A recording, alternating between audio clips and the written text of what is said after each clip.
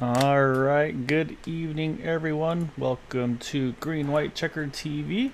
Tonight we have the Area 51 Premier Series here tonight at Pocono. 60 laps will be tonight's race distance. You can see 78 degrees ambient, however, track temp a very toasty 115 right now.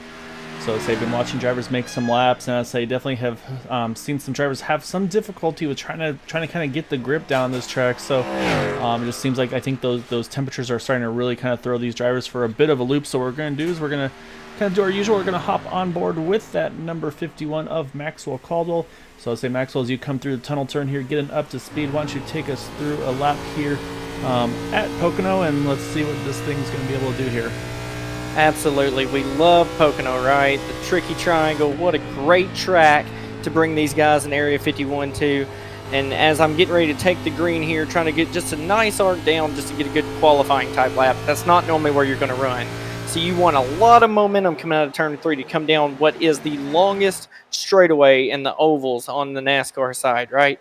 So we want to have plenty of momentum, come all the way down to this last cone before we jump on the brakes, and then we're going to get off and just let the car coast. I like to bring it all the way down to the bottom, but there is a second lane up top that you can run as the tires wear out. Gas up out of the corner, bring it down the short chute here coming into turn 2, which is my worst spot for myself. A lot of guys find success here, but really got to slow the car up and just let it coast down in here. And really you want to mat the throttle right there in the center and kind of slide it right up there to the wall. As we come down to the final stretch here into turn 3, this has got to be my favorite turn. Long, sweeping wide like the Milwaukee Mile. We want to bring it right down here to the yellow. And once you get it down there, you want to really get on the throttle, gas it all the way up, and bring that momentum all the way down this front stretch. I don't know, Gael, if we're going to have a second groove in turn 3 or not. That's going to be yet to be seen. Passing is going to be very difficult tonight, though. Not a lot of places to pass. Turn 1, you've got that upper groove and this lower groove that you can use. But really, you're probably going to see some passes here into 1. Guys probably having some give and take. You're going to see plenty of guys getting runs right here, peeking out down this straightaway 2, maybe even 3 wide. And you're really going to see guys probably showing those right here late and just send it off into turn 2. And watch for this to be the trouble spot tonight as drivers maybe drive in a little over their heads and slide up into their competitors. The last thing we've got to focus on here, though, at the tricky triangle is pit road.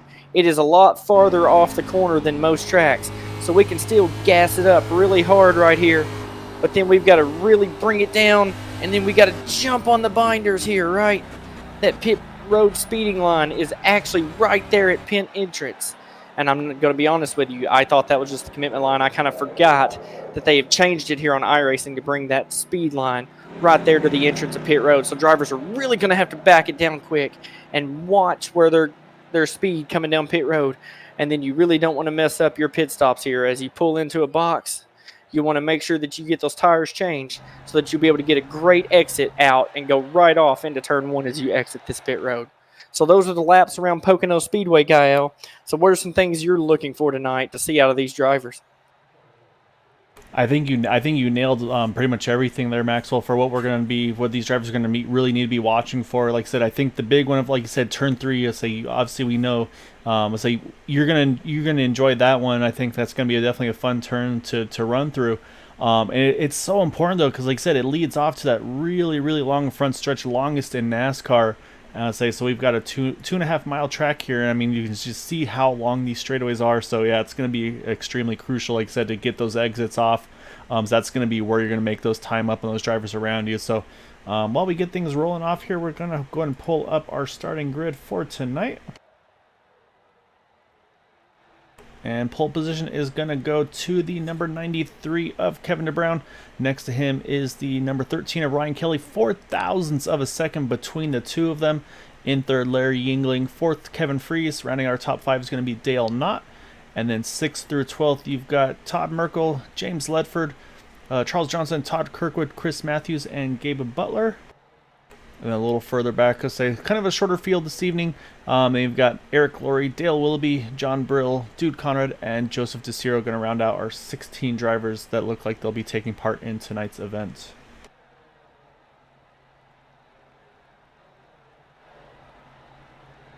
So say that's gonna be, I say it's gonna be a tough one. On fuel window, sounds like should be roughly in the 24, 25 lap range. So say for most drivers, that's gonna be, I think, the fuel window. If you're Larry Yingling, you're gonna be looking at lap 30, 31. So that seems to be Larry's forte this season's been somehow just really running the fuel numbers very long in that number 67 car. So we'll see if Larry's able to stretch that fuel mileage again here this evening at Pocono. Absolutely, and I'm looking for some drivers to maybe start right here at the very first run, try to make this a one-stop race for them. This is such a big track, 3 big wide corners that you could really probably clutch your way through like we've seen Larry Yingling do in the first 2 events. I'm really looking to see who plays the fuel mileage game, but if they're going to do it and they're going to save that many laps, Gael, they're going to have to do it right here at the start.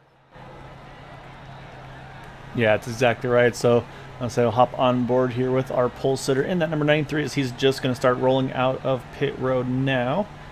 So I was saying, like I said, this is going to be the first opportunity for these drivers to really kind of be aggressive and save fuel right off the bat. So I'll say we'll poke around, we'll kind of take a listen in right away, and you can see I'll say Kevin bringing the gears all the way down to start saving fuel right off the bat for him in that 93 car. So say let's listen to Larry. I say actually Larry's not clutching it yet, as surprisingly. As I said, there he goes. He's probably listening to me, trying to make sure that we kind of keep an eye on him in that 67 car. And then it looks like we've got some, at least one car with some, usually has some really nice sponsorship on that car, that number 5 of Kevin Freeze. I suspect Kevin might have something in the works for a future paint scheme, because I say right now, unfortunately, that car is sponsorless in that 5 machine. So I say if anybody's looking for a very talented racer on the Cup side, or I should say the Premier side, as well as the Super Speedway side, that number 5 car would be a very excellent choice for some drivers or for some sponsors out there to grab a really good driver. Absolutely. And Gael, here's some things I'm looking for this race as the field comes through turn 2. As they come up on the short chute here going into 3, getting ready to take the green. How is this outside line going to work? I'm looking for this event with these caliber drivers to almost be caution-free. Such a big, wide track, a lot of give and take early. You're going to want to fight for track position right here at the start, because if you let a guy get out for a lap or 2, you may not ever run them back down. So we think of Ryan Kelly, who's had dominant speed all season long. What does he need to do in that outside line to try to get past Kevin Brown on this first lap and take the lead? Yeah, so I think to get this initial start, like I said, and this is the best opportunity for these drivers. If you want to make a chance to try to get around and maybe snag that lead off the start, this is going to be your best opportunity. So say for Ryan Kelly, he's going to need to get a good start here. You see he's pretty much dead even with Kevin. And saying this is actually one of those tracks where you have a lot of options for moving around. You see Larry's actually stayed pretty committed here to that number 93 car. And that would have been the option, I think, if Larry had opted to maybe try to force that 3 wide, that would have given Ryan a really good chance. But you can see, I think, again, these slightly cold tires, these high track temperatures really push that 13 car high off of turn number 1. That's going to let Kevin sneak away. Now it's going to have Larry and Ryan here fighting for that second spot. Absolutely, and we see Ryan Kelly. He's able to recover here on the short chute, but just being stuck on that outside, he's going to start losing spots quick. He needs to find his way to the bottom as he does off of turn 2.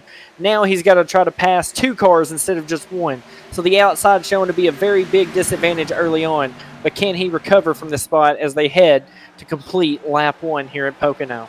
Yes, and I think, if I'm Ryan Kelly, I'm not too worried yet. I mean, we know his long run speed is really his forte. Whatever he's able to do, he really keeps that those tires happy in that number 13 car. So I would expect that we'll see some big moves from Ryan as the laps start to unfold. And as difficult as this track is, I think that's gonna it's one of those things where it might be those 20-30 laps at a normal track. Here at Pocono, it might be less. It might be like 10-15 laps before you really start to see that tire wear kind of kick in. So right now you got Kevin Larry kind of stretching out just a little bit over Ryan. But I'd be waiting for about lap 5 to 10. I think that's where you might see those lap times kind of turn back into the direction of that 13 car. Absolutely. And I'll tell you what, there's another driver I'm going to keep my eyes on tonight, and that's that 94 of Dale Knott. Running in the 5th position. Just saw him get a great run through the tunnel turn to maybe start setting up Kevin Freeze here in maybe a lap or so. But he showed very good pace in practice, and he showed very good short run speed. Be interested to see if he can hold on to these tires in that right front long enough to keep that long run pace, which we really haven't talked about tonight. We've talked a lot about that short run pace, But now we got to look at the drivers. Who's going to be good on the long run? Who are we looking at that can really save that right front tire? And the laps I made with these boys in practice, and I committed to short runs just to work on that lap around the track we did. But I'm telling you, I felt the car. The car is sliding out, but it's not what I would call loose, Gael. It is really almost a tight loose, where you go in the corner and you just lose front grip, so you start sliding that right front in the corners. Really watch for drivers to be taking care of those front tires, because I think they're going to prove critical as this run goes on. Yeah, and you can see there off the tunnel turn, a lot of cars getting really loose on the throttle off of that tunnel turn. And you're exactly right. Like you said, it seems like it's almost like a bit of a four-wheel slide like these guys. And so you kind of wonder, like you said, if you can keep that right front underneath you, I think that's going to be crucial.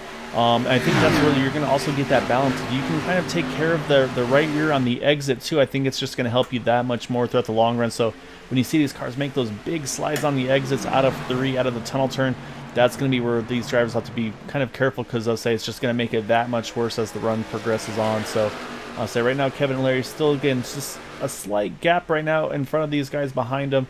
But right now, pretty much the top 5 or top 6 really are all within about a tenth or two per lap of one another.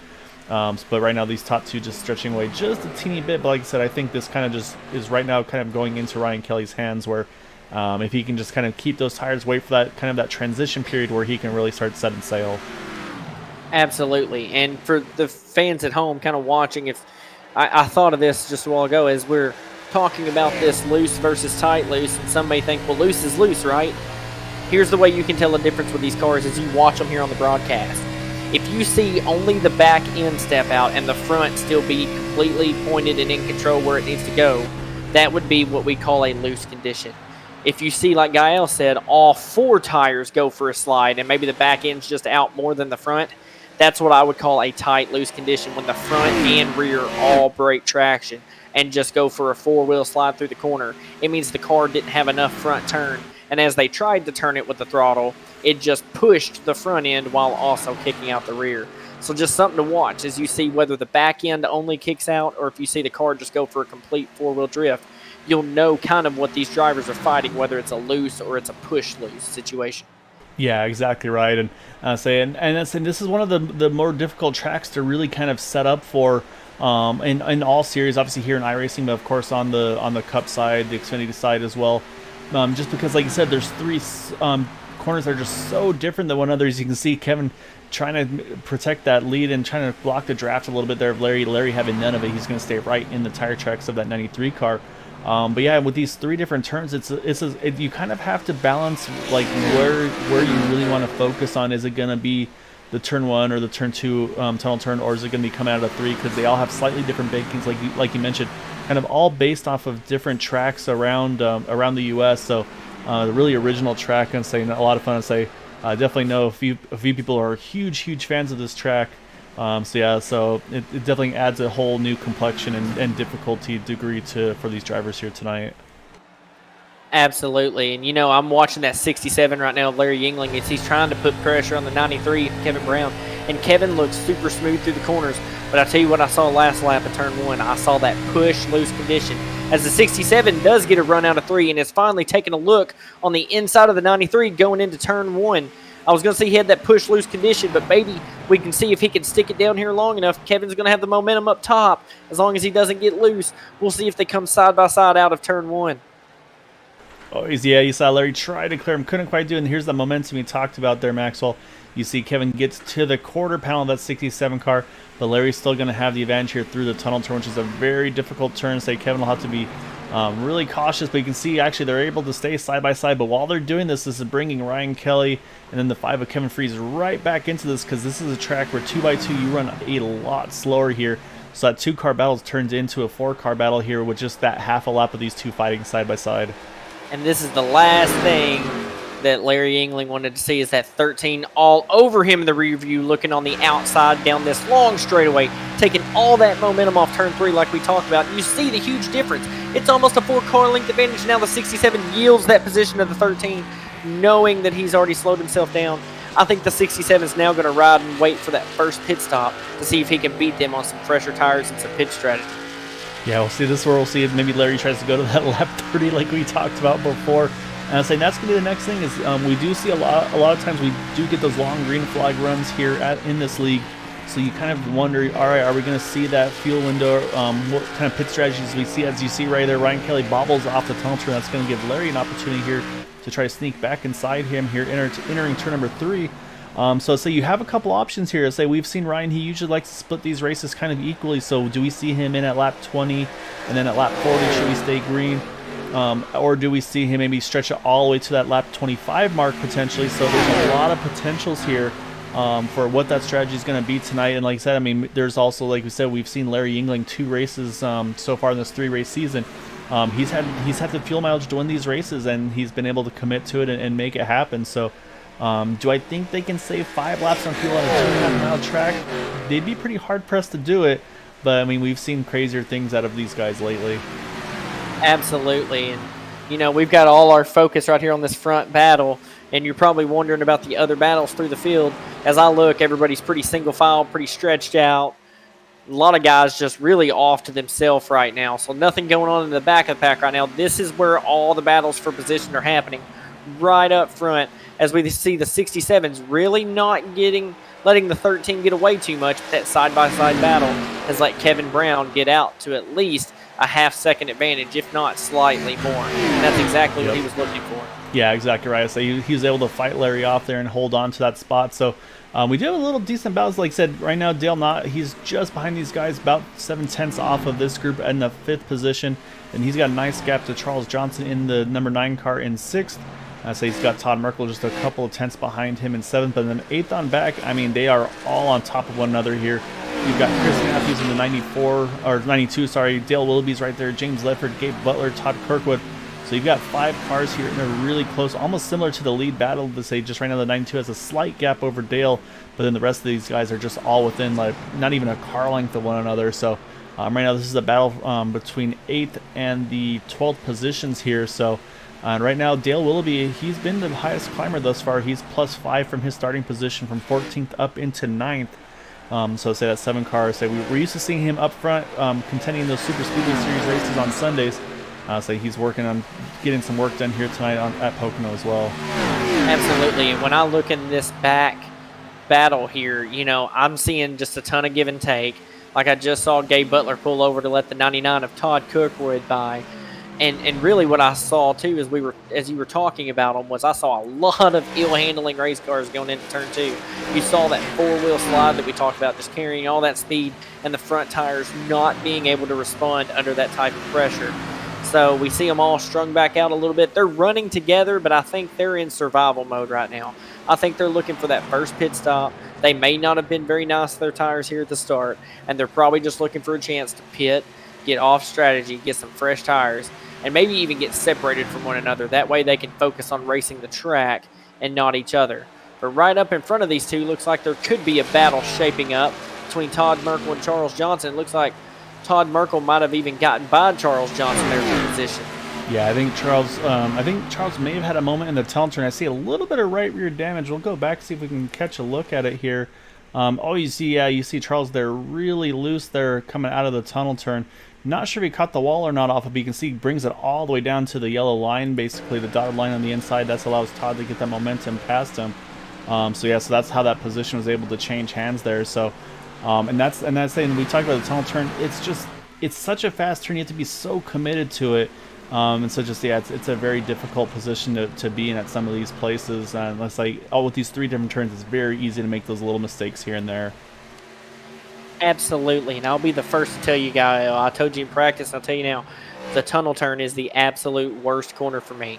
I don't really like cup cars or stock cars at the Indianapolis Motor Speedway, and turn 2 is exactly shaped after that turn, and I've been fighting tight in that corner all practice long. It took me really till the end of practice to even find out how to get through there on the bottom. Not even really with speed, but just get through on the bottom. So if I was in this race, I could have probably took what I learned in practice there and started applying it, but it's so easy with the setup we have tonight to overdrive turn 2. It is very easy. If we get a late race restart for any reason in this race, watch for these front guys, Yingling, Kelly, Kevin Brown, Kevin Freeze, Dale Knott, that top 5, watch for them to really overdrive turn 1. And I'm seeing now on the charts that we've actually had Charles Johnson retire from the race tonight. So I don't know if something else happened and we missed it, Gael, or what. But Charles Johnson now out of the event for the evening after running well in the top 10. Yeah, it's unfortunate to say Charles was in there. Like you said, we saw a little bit of a contact with the wall, but yeah, you're right. I would say from what I saw, just a normal pit stop there. But yeah, like I said, went ahead and disconnected. So I'm not sure if maybe something say, and again, say with this being with us kind of doing the simulations here, say real life may have came into play to take care of something, or say just sometimes there's also where just something isn't meshing. And just they say, you know what, this is gonna wind up bad if I keep after it. So I know Charles has been really busy with work the last few weeks. That's Kevin right there. You see him drift through turn 2 there.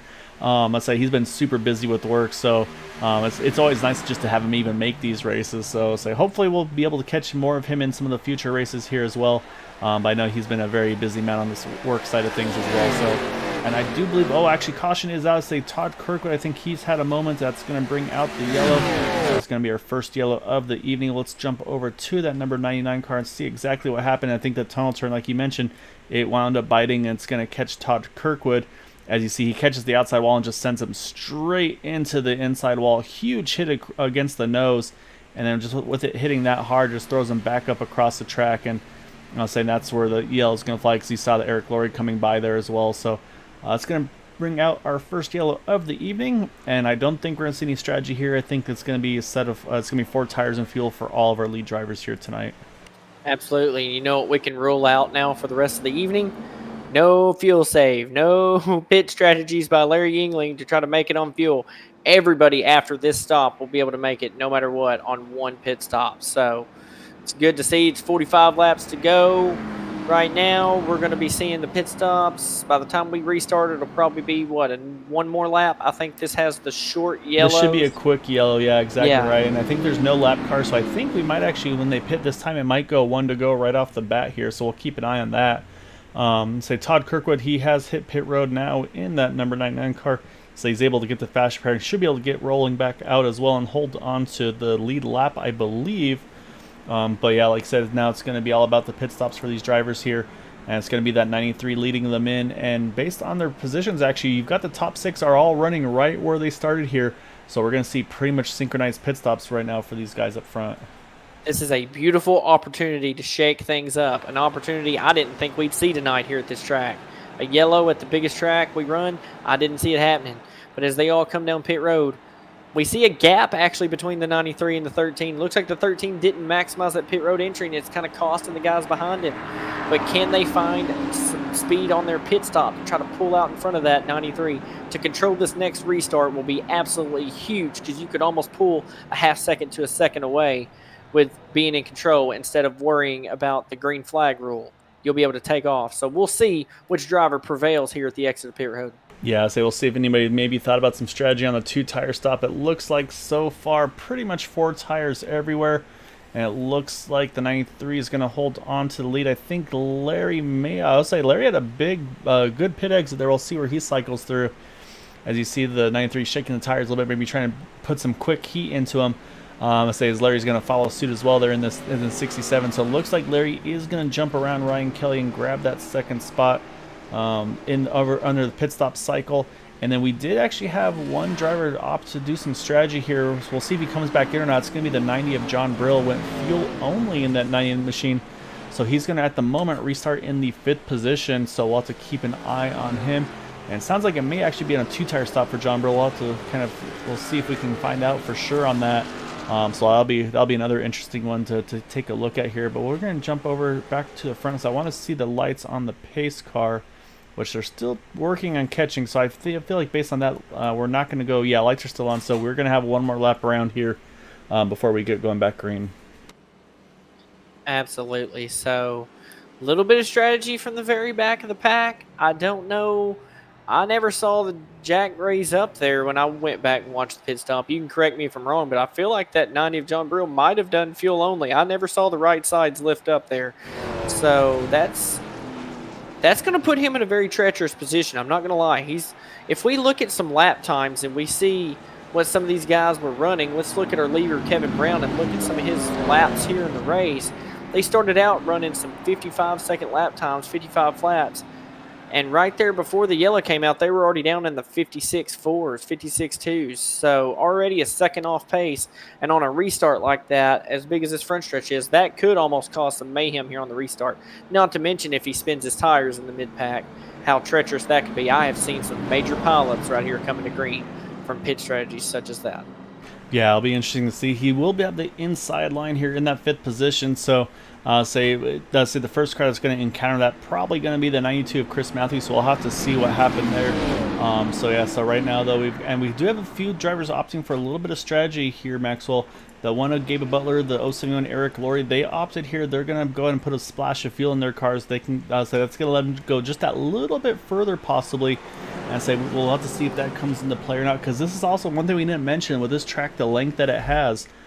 You can, if you're within a decent distance of leaders, you can pit here and stay on the lead lap. So that's going to be another thing that'll be intriguing to see kind of how that strategy unfolds for these guys. I think you split this run in half, and I think as soon as either split it in half or as soon as the pit window opens to make it to the end, you go ahead and come down pit road and you get that stop done, and you start making up whatever time you can on fresh tires. That way, if a caution does come out, you cycle to the front anyway, and you're fine. Or, you know, if it goes green, you're making a lot of time up. But I think they would, if you pit early, you're really looking for the run to go green. Knowing you won't go a lap down, you're just looking to make sure that you've got track position when everything cycles out. But as the pace car gets ready to turn back off, we're going to see how this restart is. And remember, folks, we need to watch this 90 car and see what happens, because it could really affect this restart. And he's already down and away. You can see already he's got about a car length over Larry England. And you can see that Ryan Kelly might just be able to get his nose underneath the 67 as well. So again, that's going to be a critical battle here for that spot. And you see John Brill does a good job getting through the gear. So say this is going to be the first part for him, and now is getting into turn number 1. So again, he's going to have older tires. That car's not going to handle as well as he'd like it to. And you can see, and also just to make matters worse, kind of stuck on the top side. So I say that's going to allow Chris Matthews by me. I think you're going to see Dale Willoughby try to follow along as well in that 7 car. So the one thing it does do, depending on if and when these cautions fall, that does put him on an extra set of tires to the guys around him. So we'll have to see if that comes into play or not. And as you see a big slide there from the 7 of Dale Willoughby as he was working underneath that number 90 car, was able to hang on to it. But like I said, though, those inside line, 2x2 in the tunnel turn, we saw how much time you lose and just how treacherous it is, especially for a lot of these guys, either on older tires or in just cold tires as well. Absolutely, and we talked about the restart, right? And we talked about that battle off pit road, how important that would be. We see that Ryan Kelly's still back there in 3rd, but we see the 67 was able to get that 2nd position on pit road and how huge that's going to be for this restart. But we also see the battle between the 67 and the 13 has also caused a gap to already be formed and kind of giving Kevin Brown an early 0.3 of a second gap. Remember, he only pulled to about a 5 or 6/10 of a second lead during that whole last run, so that was massive. But Larry Yingling making up a lot of time in turn 2 as he gets ready to come down and see if he can make a run on him going into turn 3. Yeah, so say this is Larry's best chance since he went after that position a little earlier, and we saw him get kind of bottled up and it cost him some spots, and he had to roll back out of it. So I think Larry's going to have to kind of take what he learned from that and get back after. You can see he's getting right on that rear quarter panel. The 93 car tries to stall him out a little bit. And you can see that it brings that 93 car back to the 67. This is, I think, Larry's best chance that he's had all race long here. As he's going to send it here into turn number 1. We'll see if he can complete the pass. I said Larry Yingling going to try to get the lead here out of turn number 1. Second burst, same as the first. He's not going to be able to clear on that short stretch, and look how much momentum loss he has. And that 13 back there probably just saving his tires, just licking his chops. But instead of running this whole lap side by side like he did before, Larry Yingling smartly just slots right back into second and tries to keep the pressure on Kevin to force him into a mistake. Ooh, almost as one now right, he both did. of them. He forced him into a slide there in turn 2, and now here he comes looking, but he's going to duck back in line heading into turn 3. Just keeping the pressure on him, Gael. Just keeping that pressure ramped up. Wear those tires out so that he can make that move a lot easier later in the run. Yeah, I say we saw Kevin get loose mid-turn. Larry, I think, had to react to that. I say that got him really loose out of the tunnel turn. And like you said, I say the only difference we see this time, you see Kevin trying to break the draft, but so you're going to see that snake pattern. Basically, everybody's going to pretty much follow one another here. So yeah, right now, say the top 4 starting to close back in a little bit again on this group. I'll say the one driver that's right on the fringe of getting into this battle as well as now is that 92 of Chris Matthews in that Vettix Ford Mustang here. Let's say he's now +4 from his starting spot. He's got a little bit better track position than he had. Actually, we're going to jump back up front because Larry Yingling again inside that number 93 car through the tunnel turn. And this time it looks like he will make the pass stick. So we're going to put Larry Yingling in the lead here in that number 67. Absolutely, and if you can load that replay up, it was picture perfect. He kept staying behind him, forcing that 93 into mistakes, right? And you'll see in turn 1, he truly just forces that 93 to make a slip up, and it gave him just enough momentum to get side by side enough that going into turn 2, the 93 had no choice but to give. It was a textbook pass, and he did exactly what we were calling for, just putting the pressure on to make this move. Yeah, I'll pull it up right here as we watch on the replay. Like I said, he gets to the inside of the 93 car out of turn number 3 as he heads into turn number 1 here. And you can see kind of the 2 different lines. Kevin running it way up, trying to avoid the bumps. Larry able to keep it locked down on the inside line there. And yeah, I mean, it looked like a pretty good exit there for Kevin there out of turn number 1. I say, I gotta make sure I didn't go too far back here. We'll keep an eye on here and watch.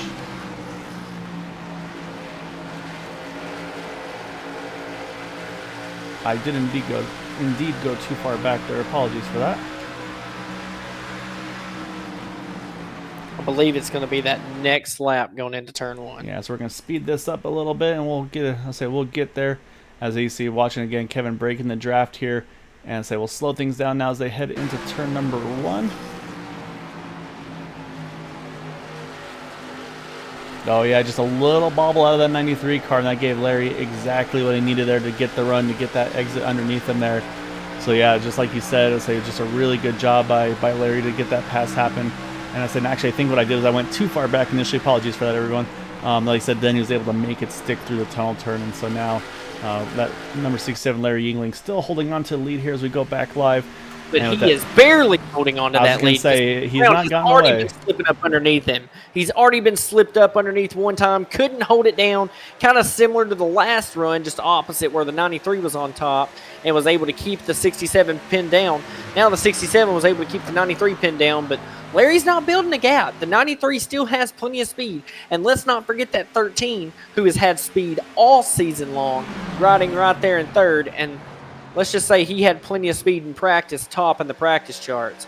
And I also wouldn't forget about Kevin Freeze and Dale Knott back there, because I know exactly what both of those drivers are doing. They're watching and waiting. They're letting them wear their stuff out, and they're looking for that top 3 finish here tonight at Pocono. Exactly just to show how great their season's been running. And last time by, 2 cars ran identical laps as the fastest on track. As you see, another battle here for the lead through the tunnel turn. It's going to bring, again, Ryan Kelly right back to the mix. See if he tries to go 3. He can jump to the top, actually. The last time by, Dale Knott, Ryan Kelly were the fastest 2 cars on track that last lap. So it's like you said, I'm not done watching these guys. We saw at Atlanta, Dale had a lot of pace as well. I mean, I talked to him as well before tonight, and he said pretty much the only thing he's looking for tonight is no mistakes on pit road, and that's really what's been costing him these last couple of races. He's had great runs, great speed, just unfortunately pit mistakes have really kind of bit him. So if he can keep those mistakes to a minimum, I think we'll see him in the top 5, and I think also in shouting distance of this win too. Absolutely, and this top 5, this is where the battle's at, because over 6th place, they almost have a 3-second advantage over 3rd place. The top 5 all within a second of each other. Kevin Freeze has now joined the battle as Dale Knott is just still sitting here riding, waiting. And I think Kevin Brown has kind of worn out his stuff. He took a couple big slides when Larry was behind him. Larry gets the position, and then we saw Ryan Kelly put him under fire for a little bit. And I'm watching that 93, and let me tell you, 4-wheeled slides. What's that telling you? He is pushed loose. Even out of turn 3, you see the front and the rear both pushing and sliding out of the corner. He's really put some wear and tear on those front tires. And as they try to break the draft, Dale Knott stays up top and actually gains time by not following the snake going down the front stretch. And I was going to say, that's the thing to say, and that's what I actually really like what I see right now of that 94 car. Let these guys all play their games. You run your race strategy here. Let them race it all out to one another and kind of beat themselves up, and then you kind of take advantage of it. And getting some insider info as well, say from Jamie Dale's brother. Apparently, the 93 car having some water temperature issues. As I said, you see it goes way high through the tunnel turn, and that might be in relation to trying to get those temps back under control. Unfortunately, we can't see the temperatures of where they are, but for some reason, that 93 car is running very hot here. Say not sure if he's doing anything different than the other drivers. I don't think anybody's shifting. But yeah, so very interesting to hear that he's having some temp issues in that car. And the only thing I see here is that right front, if you can zoom in on it, the hood and fender is wrinkled just a little bit. And I wonder if for some reason him tapping that right front into the wall or into somebody has even caused a little bit of front nose damage. I don't see front nose damage, but these cars are so sensitive that, you know, it don't take but a little hit to really start affecting the temperatures in these things. And now that he's back in traffic with a little bit of damage, that could be exactly what's contributing to this. Yeah, and so I mean, for Kevin, this is now you're at the point where maybe you don't play that game on the snake game where you kind of chase the car in front of you. You keep that clean air on the nose of that car, and maybe also look at rolling out of the throttle instead of running it deep, using a lot of brake to get it to rotate. You gotta start rolling out of the throttle a little bit earlier. Try to keep the RPMs down as much as you can. Although right now, I mean, he's still got a ton of pace that 93 car, but that one little hiccup in the tunnel turn, not sure if it was by choice or not. That's dropped him back now a little bit, because now that's brought the battle now for Larry Yingling. Now going to be Ryan Kelly, and as soon as I say that, here goes Kevin, going to look inside the number 5 of Kevin Freeze, because he's going to try to grab that third spot back, and it looks like I think he should be able to clear him off of 1. Just barely does, but here goes Kevin Freeze. See if he can cross him over. He gets some good momentum off of 2, or off of 1, I should say, as he's going to head into the tunnel turn now with the inside line. What great battles up front we have. A battle for third. We have Ryan Kelly all over Larry Yingling's rear bumper. Just about a car length between them two as they follow in their tire tracks. But man, the 5 and the 93 really swapping it up. And I think the 93 has lost some speed, but I've noticed Kevin Freeze, when he got to third, he really started slipping around. I don't know if that was just some cleaner air than he was used to. I've noticed a lot with these cars, when I start getting into cleaner air, I tend to get a little bit looser with that extra downforce on the front end. So that may be what he's fighting. But now that the 5's slipping and sliding a little bit, look at that 94 looking to the outside going into turn 1. Yeah, peeking to the outside here in turn number 1. Rolls out a little early, lets Kevin get in a little bit deeper here. So we'll see, but you see the 5 washes up really bad there off of turn number 1. This might be the opportunity for Dale if he can get a good exit, which he does. You can see the momentum building here in that number of 94 cars. He's going to peek to the inside of that 5 as they head into the tunnel turn. And I say this is hard to run 2x2 here, so Dale's going to have to try to keep it pinned just to the to the yellow line, try to see if he can get the power down quickly. But Kevin Freeze is going to hold tight on that outside line. And as we were watching all this, we missed something very important. 13 to the lead past Larry Yingling. Don't know when that pass was made, but there was so much action going on, we couldn't keep up with it all. But the 13 now with about a 3-car length advantage over the 67 down the front stretch. Yeah, it looks like Ryan Kelly just got a big lead there, or got a big run out of 1. And Larry, actually, you could see the kind of the exhaust flames. He actually rolls out of it there before the tunnel turn, letting Ryan Kelly go at that point. So I think Larry saw that where Ryan was going and the pace he had, so he said, you know what, you go on ahead. So now this makes me wonder a little bit, does Larry have some ideas, some plans in that 67 car? As do need to mention also, Dale Knott has gotten around that 5 of Kevin Freeze, so it moved Dale up into that 4th position here. Saying with these couple of battles we've seen, it's really starting to spread the field out just a little bit more. You got the top 2 within close distance of each other. Oh, Kevin Freeze, big loose off of the tunnel turn, able to gather back up. That's going to cost him probably at least half a second there.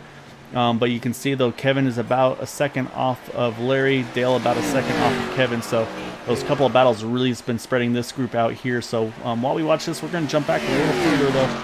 Right now, Chris Matthews kind of in a nice little calm pocket by himself here, still in 6th. He's got about 3.5 seconds in front of him, 2.5 seconds behind him. I say Todd Merkel, though, he's got his hands full. He's got that 7 of Dale Willoughby right now, our highest climber of the race. And then James Levitt right behind him as well. So we got these 3 cars all running together in 7th, 8th, and 9th. And then a really good recovery for Todd Kirkwood. Brought out our last yellow, but running back into the top 10 now in that 99 car. And I say he actually was able to kind of jump in and let us know. So that car just basically just slid on him. Wasn't sure, just wasn't able to keep the tires under him like you'd mentioned, Maxwell. And then right now in 11th is that one of Gabe Butler, Eric Laurie in 12th. And then John Burley mentioned the no tires. That's been really hurting that car. You can see he's now just basically about a full straightaway ahead of the leaders on the front stretch. So unfortunately, that tire strategy not going to plan for that number 90 here. Absolutely. And, you know, we talk about these tires and how the different drivers are acting. Yeah, I tried to make sure nothing fishy was going on with the 67 of Yingling here as you were going through the field, and rode on board with him here a second. And I'm noticing him and the 13 are running a lot different line. The 13 going into the corners is letting it drift up to about the second lane and then driving off with the momentum from there, as the 67 in each corner is pinning it right down to the bottom. But what I also see is the 13 maybe is just slightly tight right now. And Yingling, especially in turn 3, I can hear the rear tires just sliding out from under him. But it doesn't actually look like a four-wheel drift for him. It just looks like he's cranking so much wheel in it that maybe he's almost purposely kicking those rears out. Maybe trying to build some heat in that right rear to help make this car a little bit looser on corner entry. He's not losing any time to Ryan Kelly, but I don't think the way that car is handling right now, he's going to be able to make a pass. He may just be riding till the pit stop. Yeah, unfortunately, I think I just commentator cursed Todd Kirkwood. He hit the pit road, and I think he's retired as well. We're going to go back and take a look to that number 99 car, and I think it was the that tunnel turn. I think it bit him again on the exit, and so you can see he wound up having to kind of slow things down, and say you can see that's where he was able to get some positions around him. So unfortunately, I think that may be it for that 99 car. You can see heavy right side damage to that machine, and unfortunately had to burn that first fast repair already. So Todd, I'm sorry. I think our commentators cursed you. But definitely stick after it, and we'll hopefully see you back here again in the next week at Nashville Super Speedway. I think it's Nashville Super Speedway. I think I'm mixing up track names here, Maxwell. Correct me if I'm wrong. The schedule changed up so much this season that I'm actually leaning on you and some of the other admins to keep up with where we're at each week. So it was probably midweek before I realized we were at Pocono this week. So I love the schedule changes. Love the new tracks, the new venues. Love that every race is not just a mile and a half. It's been at least probably since my, was it first or second season since we've been here at Pocono. Having flashbacks here, Gael, and some of the viewers may know some of these names, but getting to race with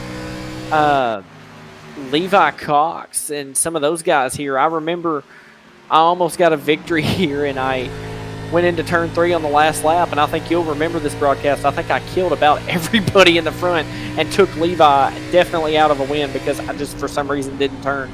Going into the last corner, I got too nervous, so not one of my bright moments here at Pocono, but just, we haven't raced here since some of those races, and so it's really good just to see us back here at a track we haven't been in a while with a whole new fleet of drivers. And as we've been talking and watching some of the other incidents going on, like with Todd Kirkwood, that 94 is still showing pace, eating away at that 93 car lap after lap. The Dale Knott in that 94, I'm not biased, but I'm biased. I love seeing that 94 run well, and this could possibly be the best run he's had all season as he gets ready to work past one of Area 51's fastest drivers for P3. Yeah, exactly right. And so I've been watching the lap times, and he's running pace right with Ryan Kelly, Larry Yingling. I feel like right now Larry might just be kind of playing with Ryan Kelly because Larry got a great run off of turn number 3. And then he opted not to take the position. He kind of just rolled out of it and stayed in line with that 13 car. So I wonder if Larry might having some ideas on strategy, what he thinks is going to be the way to go.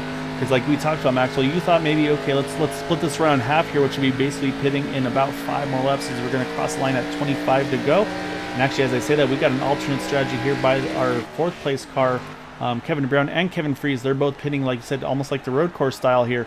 They're going to be pitting as soon as that window opened.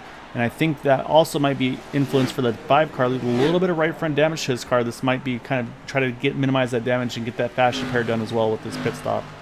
Absolutely. I think both those cars were in a little bit of trouble. We saw the 93 with damage, and he started losing spots, had those temperature issues. Go ahead, come in, get that fixed. The window is open to make it to the end. I think if I'm Dale Knott, I'll be honest, I don't think I want to give up a lot of time to those guys I've been racing. 2.5 miles around this track is a long time to give up some time, and we know that it's about a second a lap. So if I am Dale Knott, I'm probably going ahead and coming down pit road now. I think the only guy that's brought out a caution all race long is no longer in the event, so I don't think that's going to help. And look at our leaders, both of them coming down pit road. They're doing that strategy I had, and Dale Knott actually stays out. he's going to lead a lap and get a bonus point tonight. Yeah, that's going to give Dale a bonus part there. And you can see we got a good fight here on the pit entry right now. You see Larry running the inside line, Ryan Kelly on the outside. So these guys are going to have a fight in pit road as well with one another. And I'll say with Ryan Kelly, I believe, qualified ahead of Larry. So I'll say we'll watch from the back here, that 13 car. As you can see, they roll into the pits. You got to make sure you hit your marks, don't overshoot. Oh, Ryan Kelly overshoots his pit stall just a little bit. That's going to give the advantage now to that 67 of Larry Yingling. So I think that's what Larry was doing there, just keeping the pressure on him. So we'll watch here. As you see, the left's already up there. Go the lefts on the 13, and Larry's just going to drop the jack a little moment before that 13 car. So right now, Larry Yingling going to grab the position through pit stops in that 67 machine. And look at that. One mistake, one bobble, a small bobble, and look at the difference in track position. Ryan Kelly now has the biggest gap he's probably had to Larry Yingling all race long. Oh, and not to mention the 93 is looking below him right now to make a pass. And so we see what that one lap earlier pit strategy really does. Brought the 93 right back into the game. And all he's got to do is have one good lap of kind of saving his tires a little bit. And he's right there back at it. You see how much time he's gained on Larry Yingling and Ryan Kelly as he makes that pass. Yeah, so you mentioned Dale Knott is in pit road along with Chris Matthews, James Ledford.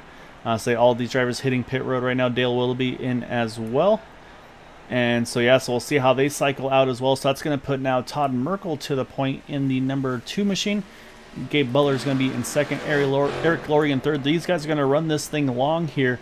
And so it's going to be interesting to see, again, how these strategies are going to change. But the guys up front, they all pitted right together, all within about a lap or two of one another. So right now, Larry Yingling, like you said, with that strategy, he's going to basically got about a second over that 93 of Cody Brown. But he's got a lot of pressure behind him with that 13. But you mentioned, though, that pit stop strategy for Dale Knott going that little bit longer. It's costing him a lot of track time. You see here's the 5 of Kevin Freeze behind them. Then you got to go another about 3 seconds back to that 94 car. So just those couple of laps there, I think about 2-lap difference is winding up costing him right now a handful of seconds, unfortunately. Absolutely, and you heard me say that he had to react. He had to come down pit road. He saw the leaders come down, and I know he wants to do something different than the leaders, but that one lap's not going to make that big a difference. I'm actually shocked the leaders came in as early as they did. With the gap they had, I'm shocked they didn't milk it for another lap or two, maybe even 3 or 4, and just try to run with the fresher tire at the end strategy and try to run Kevin down, knowing how loose he's been and knowing how that car's been handling. But this track, I mean, as big as it is, it just promotes the early pitters. Now, do I think the 93 can run down the 67 at this point? No. I think with that one lap fresher tires, Larry Yingling's going to easily be able to stay in front of that 93 for the run. But I'll tell you who's in deep trouble right now, and it's the 13 of Ryan Kelly. He messed up that pit stop, and now he's in third with a guy on one lap older tires in front of him, and he can't get around him. Either he's going to have to sit here and ride for just a minute and find a way around that 93 and hope that Larry Yingling doesn't stretch out this lead, or he has got to find a way around him right here, right now, and start running down Larry and then hope he's got enough tire to contend with him for the win. That pit stop, that one little mistake, Gael, made a very huge difference in the way this race was playing out. And I think that's exactly what Larry wanted. We saw him do it with the 93, putting pressure on him on track. Larry Yingling coming down pit road. He prides himself in his pit entries. I've raced with him plenty of years. He prides himself in pit entry, and he absolutely did what he needed to do. Being underneath the 13 also messed up the 13's entrance into his pit stall. Granted, Larry went and drove through too many pit stalls to try to keep the 13 from hitting him, obviously, and trying to give him as much space as possible, but it was just enough that it kind of messed up the 13's line he would rather have been in coming in, and it was just that little mistake, Gaio, that cost him one extra spot and just the lead of this race. Yeah, exactly right. So say now you see Todd Merkel, he's hitting pit roads. He's going to go with that split strategy, split it right in half. Eric Laurie's going to follow suit with him. Now the last car yet to make a pit stop is going to be that one of Gabe Butler. And I mean, I think at this point, I think you go full tilt here. You just go, basically you dedicate kind of the hole, you made your bed, you're going to lay in it here. If I'm Gabe Butler, I run this thing all the way out on field, because the thing is, if you get a caution flag, right now he's got an 8-second lead. So I mean, if there's a caution, there's a good chance all those other leaders, they're going to have to pit, they're going to have to take their last set of tires, and that'll put Gabe in the catbird seat, because he'll be able to pit in front of all of these guys. And then of course, if there's a future yellow, he'll even have one more set in the pits. So We'll see if Gabe is going to stick with that. Like, unfortunately, he is losing a lot of time on track right now with the older tires. But I feel like it might be worth a try. But as I said, he's going to duck in as well, so he's going to hear pit coming to 19 to go, and that's going to cycle things back over to that 67 of Larry Yingling. And I believe that gap between himself and Kevin is just at about 1 second. And been watching the lap times last couple times around. Last time by, Kevin was about a tenth quicker. This time by, Larry is just a couple hundredths faster. So I think Larry might right now just be kind of just trying to manage that gap in that 67 machine. That's what I would be doing. I know I've got a lap pressure tires. I know I've got clean air. I know the 93 has the 13 just stalking him pretty much. And Ryan can come on. I think Ryan can actually, being Ryan Kelly, save his tires a little bit and get a run here for second. But I don't know that by the time he runs a 1.6 second deficit down to Larry Yingling that he's going to have enough tire to make that pass. And, you know, as the pit stops have shaken out, look here, Gabe Butler snuck up into the 4th position. Kevin Freese dropped back to 5th, and Dale Knott with staying out that 1 extra lap. Look at that. He was battling for a top 3 on track, and now is running in the 6th position outside the top 5. Yeah, unfortunately, the pit strategy just did not work. And so I'm looking at pit lane time, and he did lose a little bit of time as well. Just I think the entry and exit as well. So I'm looking at the pit lane total time, and so for Larry Yingling, actually it's not giving me Larry's number for some reason, and so he's using some cheats to prevent me from finding out what he ran. But yeah, Kevin, Ryan Kelly, Kevin Freese, they were all in the 50.9, 50.7 range for their total pit stop, or sorry, total pit lane time, including the pit stop. But you got Dale Knott was a 52.9, so about 2 seconds off. So I mean, you give him 2 seconds, and he's right there, if not in front of Kevin Freese. And so that's, I think right now that could have been the difference for him with that position right now between 4th and 5th that he's at right now. Absolutely, and as we watch the battles on track here, the battle for second heating up, I'm watching the lap times. Ryan Kelly is pretty well keeping pace with Larry. He's losing a little, staying behind Kevin, but not really that much. Matter of fact, he just gained almost a tenth on that lap. But Kevin is losing time while Ryan is gaining. So this is that pivotal moment. Ryan has to get by the 93. If he stays side by side with him for an entire lap, he's going to probably lose a whole second to a second and a half.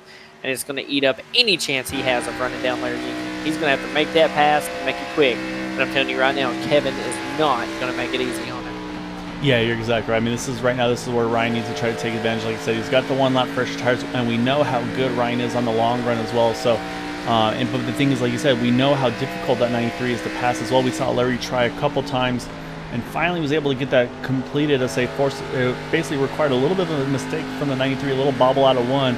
So I say, like you said, Ryan Kelly's going to have to do the exact same thing here. Keep the pressure on that 93 car. You can see he gets right to him. So we're going to look at the lap times again this time around, and it looks like Larry was able to stretch it again just by a couple hundredths over Kevin. You see Ryan Kelly's going to peek his nose here into 1, just kind of put that pressure on the 93 car. And there's that bobble we just talked about. Will this be enough to allow Ryan Kelly to complete the pass? Ryan Kelly's going to have to hope so. He's going to have to make sure the 93 does not side draft him. He's going to have to really charge hard into turn 2 without sliding those tires on that car. Make sure he completes the pass here in turn 2, where he can set up turn 3 with some momentum and start running down Larry Yingling. And Ryan Kelly does complete that pass. We'll see at the line how much time he really lost there. And he's got to hope that Kevin doesn't run back, and Kevin's actually going to give him a bump, knowing he's a little bit faster. And I think that was kind of a message saying, go get him. So the 13 going to roll through turn 3 here, come out turn 4. Now the race is on. Does Ryan Kelly have enough pace to run down a 1.5 second deficit in a matter of just 15 laps here, 14 laps, whatever it is? Yep. 15 does he have enough time? I think he does. I mean, I say you do the math. You say it's about 1.5 seconds or so. And as they say that he gets way too deep into turn 1, this is going to cost him a couple tenths right off the bat. I was about to say basically you do the math and it's like, okay, that's about 1/10 of a second a lap, and we know Ryan Kelly's had that pace over Larry, but now I think it's going to be even a little bit greater, because I say that little bobble in 1 and 2 is going to cost him a ton of time. Also, probably really upset those tires as well. So he's going to have to try to regroup and kind of get back underneath them. And like I said, it may have just been that little bit of a difference of the clean air versus the dirty air. Had to kind of readjust and get comfortable with that again in that 13 car. So we'll definitely be watching lap times, especially after this lap, and see that little bobble, how much difference it made. But you're right, though. And I think it was a great play he made, though, that 93 car. He knew that he had all he could there. didn't make it easy for the 13, but once he cleared him, say, all right, you know what, you're faster. I mean, give him that little nudge, give him that little extra boost there, and say, all right, you go get him and see what you can do. Absolutely, and we see that Ryan Kelly, even after that mistake in turn one, really didn't lose that much time. And something I wanted to point out was the lap before. You know, side by side with Kevin Brown, do you know he actually gained almost a tenth on Larry Yingling as he made that pass? The 13 has pace. If he can just get some clean laps in, I think when he passed the 93 and got in some of that cleaner air, I think it just kind of upset the balance for just a minute. Ryan Kelly had to readjust to what the car feels like in clean air. And now that he's done that, look at the gap he's putting on the 93. He's got I want to say a short amount of time. It's a long and a short amount of time here. It's not as much as we'd like to think, but we see the 13 has a chance, and he might be able to run him down, but will he be able to make the pass? I know Larry will. Larry's probably up there saving what he can, just running smooth, consistent laps. We see the time come down by about a half a tenth. That's not going to be enough to run down that 67.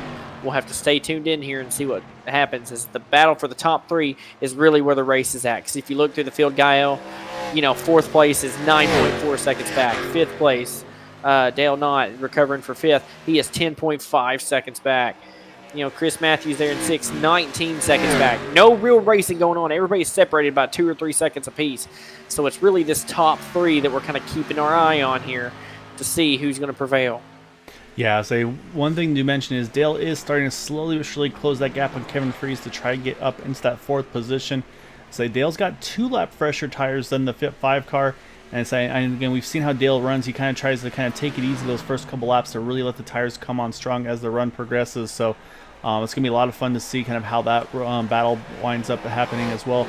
Say Eric Laurie, Gabe Butler, same thing for them. They're only about a second between them, and saying that's right now 9th and 10th respectively.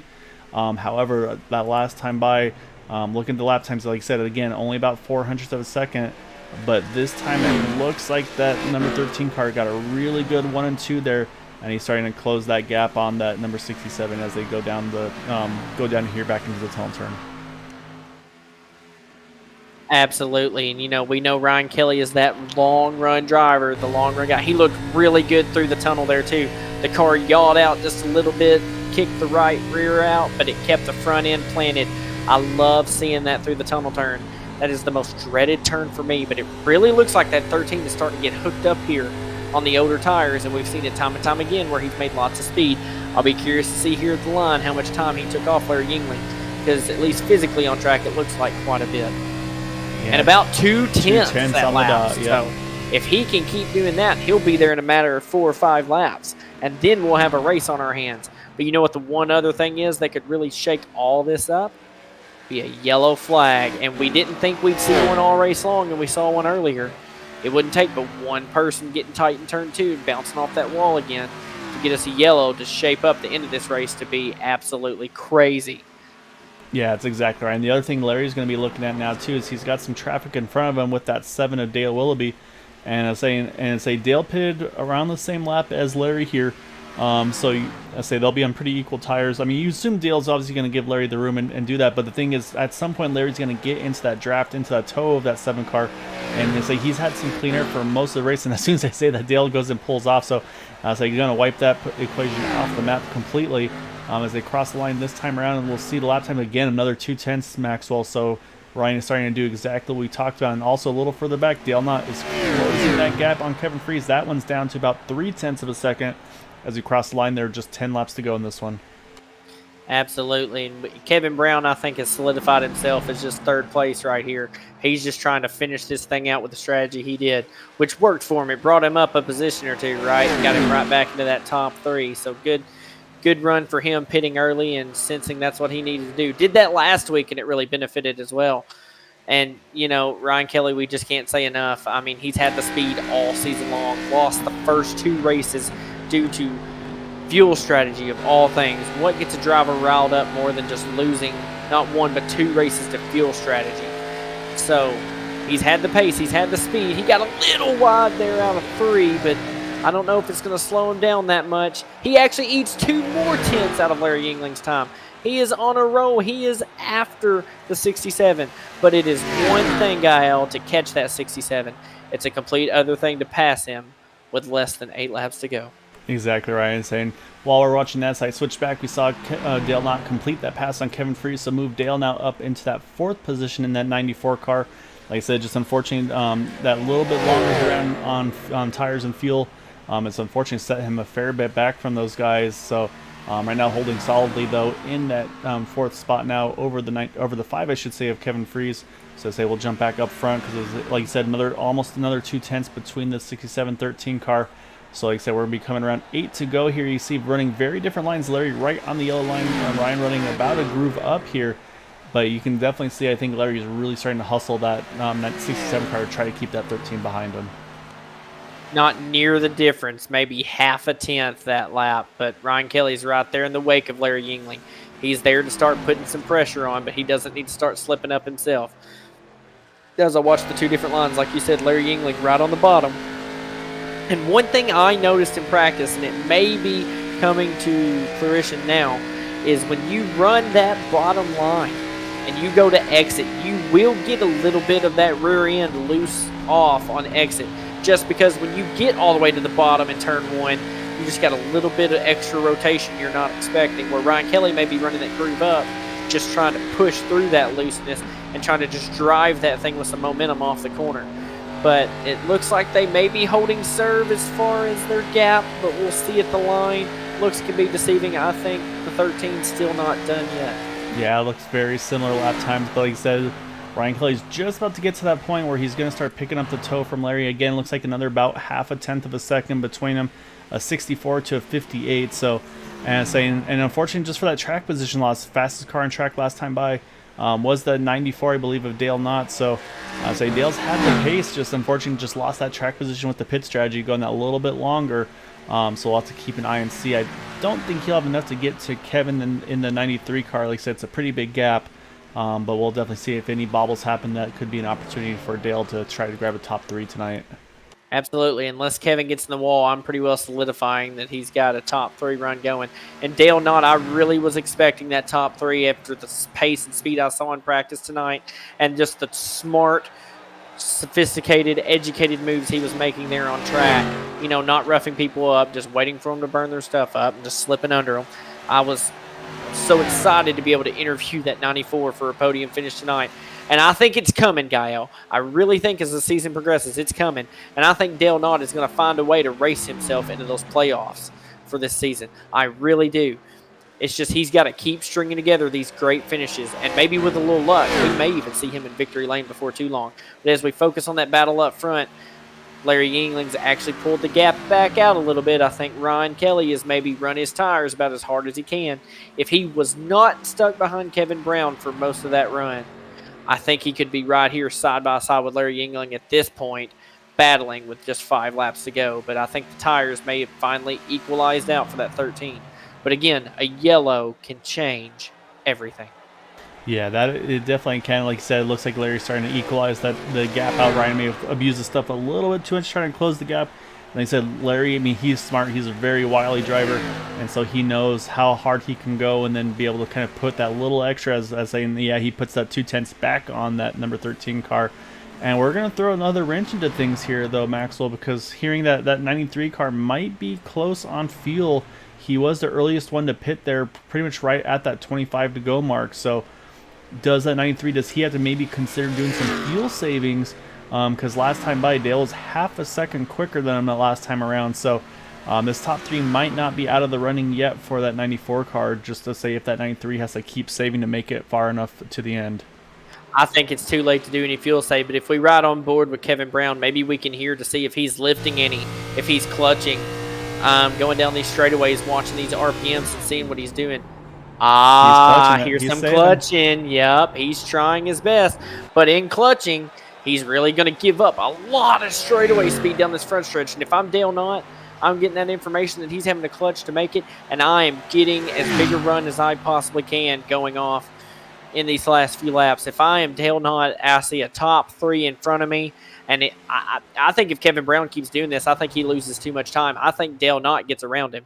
But it'd be better for Kevin Brown to finish 4th or even 5th than it would be for him to fall back into that last 10th place position and lose that many spots. I think it's just damage control at this point. Yep, exactly right. And again, Dale's about a half a second quicker, so I mean that gap is down to just about 4 seconds between them.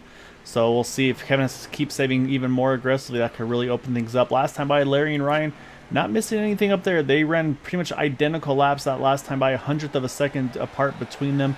So I think, like I said, I think Larry's just able to get that pit stop and able to get that gap he needed, and then from there just manage the stuff until it was a really go time. And I think we're seeing Larry now do exactly what we thought he would, and that's kind of put the pace down when he has to.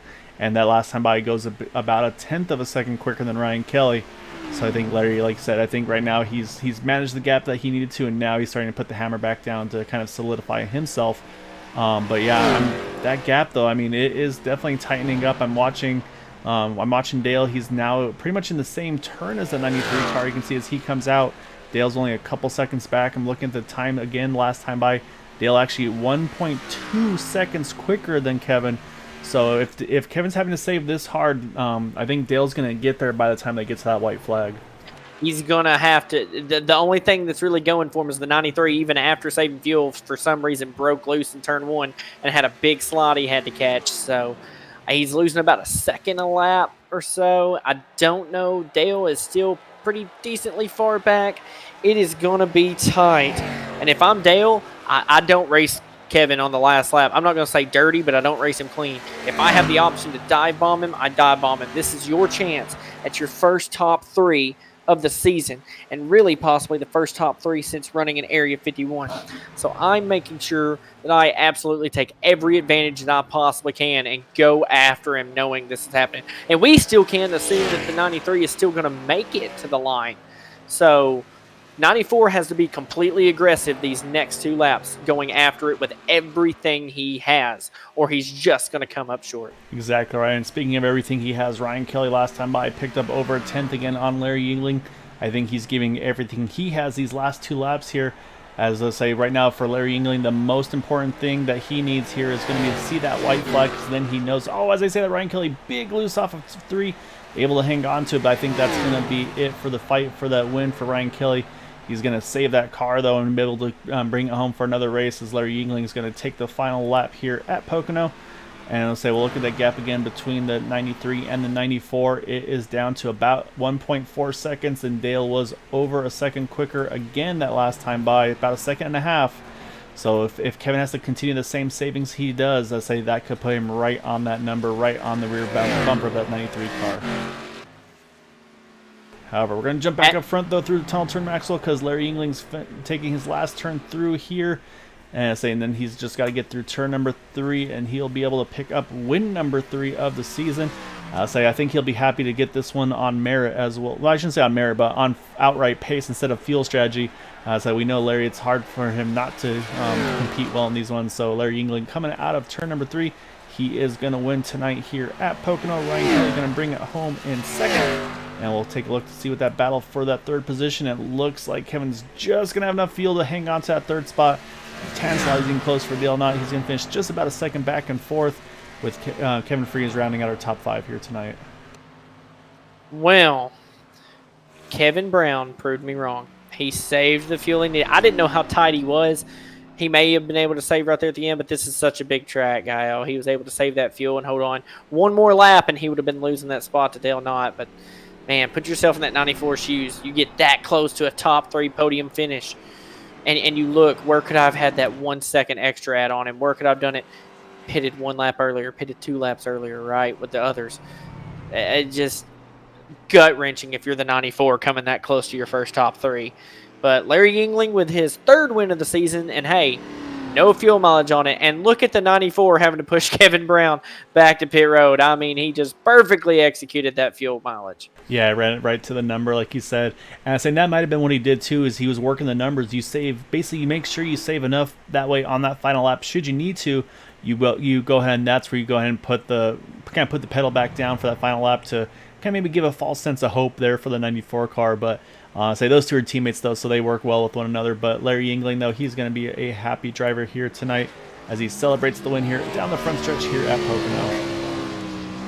And what a well-earned win. I mean, he didn't have, I don't think, the fastest car. I think for the 4th race in a row, I'm pretty sure it was that 13 of Ryan Kelly, man, he had the fastest car all race long. He showed the pace, he showed speed. Didn't qualify on the pole, but he didn't miss it by much neither. I think he had the greatest long run speed, greatest short run speed, or at least he was equal on the short runs. But it wasn't fuel mileage that got him, but it was now pit road mistakes. But I'll tell you what, I think the 13 is learning what not to do as he goes off into these playoffs. And I'm telling you, we might just see the 13 be a repeat champion this season over Larry Yingling. But it's going to come down to 4 races here at the end. And it's going to be tough when you're going up against a 3-time winner already this season. Larry Yingling getting the W's, but the first 2 were fuel mileage. So it's really hard to gauge the 13 and the 67. But I'll tell you what, the championship, I think, will come down between them two. Both of them in a league of their own right now, Guile. Yeah, these two are definitely going to be the ones to beat. It looks like this evening, or I should say this season. I apologize. I say I'm countering though. I think Larry. I don't think he showed us his full hand until that pit stop cycle happened. I think that's where then he went ahead and said, "All right, this is what I really got, boys," and kind of was able to then beat up on him a little bit. So we'll find out. We're going to quiz him though tonight, and we're going to start off with our third place finisher, and that's going to be the 93 of Kevin DeBrown. So let's go ahead and drag him on in here and get a word with him. All right, Kevin. So started on pole position, had some good pace, had a really good fight there in the first run, able to hold off Larry, and then from there everything was looking good, but just seemed like overall the just didn't quite have the long run pace you wanted. Then you had a little bit of everything. It sounds like tonight, some water temperature issues, the fuel concerns at the end of that race. I mean, take us through how stressful was this one for you tonight? Way more stressful than I thought it was going to be. The beginning of the race went out pretty fine, and then after we had that caution and me and Larry was battling a bit, I misjudged the tunnel turn and I smacked the wall just a bit and kind of ruined my pace there. Then when we pitted, I figured we were good, and then come to find out, short about 2 laps, so I had to save the 2 laps. And then when I was saving, for whatever reason, I guess the how much tape we had on the car, um, I was overheating the whole time, and I was scared I was gonna blow the motor and saving it while Dale's catching me like crazy. So yeah, it was definitely wild. Yeah, a little bit of everything it sounds like. But I mean, I'd say obviously still performance wise, I mean, like I said, you had a lot of pace, and so it sounds like you weren't able to really show everything you had. Unfortunately, it's said a little bit of damage, and then of course then kind of having to balance the fuel saving with the engine temperatures, and then of course then managing the gap to Dale as well there. Which I say had to get a little bit of a push back to the pits afterwards. So it sounds like you ran the fuel numbers just right there, because obviously at a track like this, I mean, if you misjudge it by just a little bit, you know you're going to be in big trouble. So how did you basically kind of go to make sure you had a little extra just in case to kind of be aggressive on the final lap, or how did you go about those savings at the end there? Well, coming out of the pits, I figured I was good, so I was full digging, trying to get Larry as best I could. And then Ryan started catching me, and then Ryan got around me, and that's when I figured out that, oh, I need to save. So that's when I started saving it, and luckily enough, saved just enough. I think I ran out going into turn one after the checker flag. So luckily enough, we got there. Yeah, definitely cut it close, but well earned third place finish. I'm going to pass you off over here to Maxwell and let him pick your brain as well. I think the question I'm going to ask you, Kevin, is what I'm going to ask also our second place finisher, and it's this. In the race, started on pole, had great pace, led the first few laps there for a while. Where do you think the race maybe got away from you, or where do you think you could have maybe made a different move? I love the move you made to pit first on that set of pit stops to gain back some positions, but putting you close on fuel, what could you have maybe done different there to be able to maybe have gotten the W here tonight after qualifying so strong on the front row? Uh, I didn't think about it. Honestly, probably not hitting the wall there. Coming out of the tunnel or coming into the tunnel turn, I don't. I just lost where I was, and probably after the caution came out, and not racing Larry so hard because I knew we battled for a couple laps there, and we were side by side, and I knew if you were side by side, you'd lose so much ground to the other people behind you. So probably honestly just saving my stuff. Probably should have saved myself a lot better than I did. And do you think any of that wall contact could have had anything to do with the engine temps? Because we didn't even hear in the booth about your overheating problem until after that wall contact. And I know how damaging iRacing in weird ways, can affect airflow and temperature flow there. So do you think that had anything to do with it, or do you think it was just the setup itself maybe running a bit hot for you? Because we never heard any other driver struggling with a temperature problem. So that really piqued our curiosity up here in the booth. See, I thought the same thing would be the damage, but I came in and took obviously we get one fast repair, and I took a fast repair, and I really don't know why the engine tips are so high. I was talking to Dell, my teammate in the race, and he said he did put a lot of tape on it, but none of them were struggling with the temperature as well. So I assume just maybe me clutching it so much during the corner and then getting onto the gas, maybe it just raised the temps that high, but it was definitely scary the whole time because pretty much through the whole straightaway and the whole corners, I was blinking and I was pretty sure I was gonna blow up. Absolutely. Well, hey, you held on to it. You had the run there in the middle of the race where you fell almost to fifth, and you made that first commitment to pit road. I think it was the smartest move you could have made there. Fixed the damage, was able to come out, gain some time on track with those fresh tires, and you finish in the top three. So awesome finish. Great run, Kevin. And I'm going to give you the floor here now just to be able to give any thanks or shout outs you may have for this, awesome finish tonight. Yeah, I like to thank my teammates at Brown Eye Racing, Dale, Chris, Chris Caboo for always paint my paint schemes, beautiful paint schemes he draws up. You guys are putting on the show, and yeah, Area 51 for letting me race. I appreciate it, guys. Well earned, Kevin. Great run tonight. So look forward to seeing you next week as well. So enjoy this one, and we'll catch you again next week, hopefully in the top 3 as well. Thanks, guys. All right, let's jump now over to our second place finisher. That is going to be the number 13 of Ryan Kelly. Ryan started in the second spot, finishes in the second spot tonight.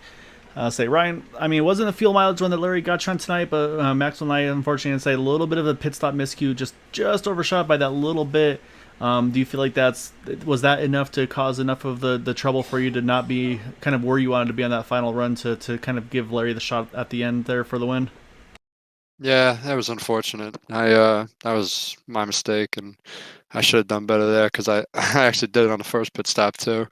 So yeah, it definitely put me back because came out behind Kevin then and had to push him a little hard and use my stuff up a little bit and just couldn't get back to Larry after I got around Kevin.